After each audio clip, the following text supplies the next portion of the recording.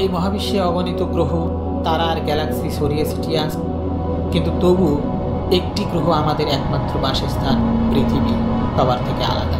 এই গ্রহেই আছে জীবন, জল, বাতাস এবং ভালোবাসা। চলো আজ এই নীল গ্রহের গল্পটা শুনি।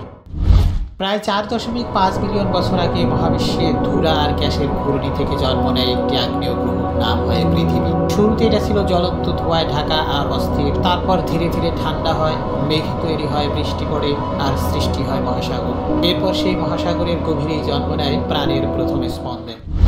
পৃথিবী এমন একটি গ্রহ যেখানে বরফে ঢাকা মেরু অঞ্চলও আছে, আবার জ্বলন্ত মরুভূমিও আছে।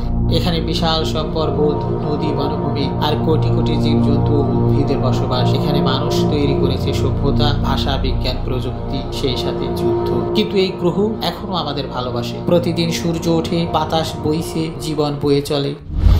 আজ আমরা এমন এক সময় দাঁড়িয়ে আছি যখন এই পৃথিবী বিপদে। জলবায়ু পরিবর্তন, দূষণ, বন উজাড়, প্রাণী বিলুপ্তি সবকিছুই আমাদের কাজের ফল। অথচ এই গ্রহটা ছাড়া আমাদের আর কোনো বিকল্প নেই। তাই এখনই সময় পৃথিবীকে ভালোবাসার, রক্ষা করার আর ভবিষ্যতের প্রজন্মের জন্য টিকিয়ে রাখার। পৃথিবী আমাদের ঘর, আমরা সবাই এই ঘরের বাসিন্দা। মানুষ, গাছ, পাখি, নদী, পাহাড়, আসো একসাথে মিলে বলি এই গ্রহটা আমাদের আর আমরাই এর অভিভাবক।